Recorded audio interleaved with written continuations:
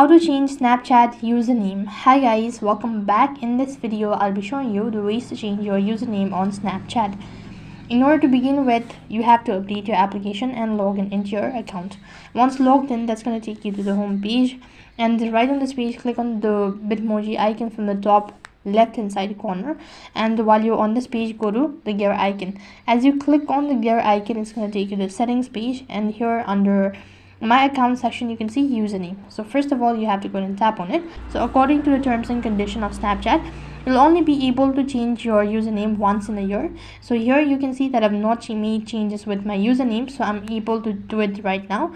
But then if you've already made changes, or when I actually make changes with the username right now, after 1 year, then only I can make changes with the username. So all you have to do is just press on the present username, or just click on change username and click on the continue button. Now you can erase the present one and then type in whatever that you wish to change with, and after that you have successfully changed your username.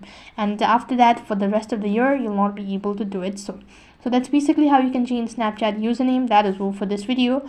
I hope the video was helpful. Make sure to like, share and subscribe to our channel. Thank you for watching. See you in the next video.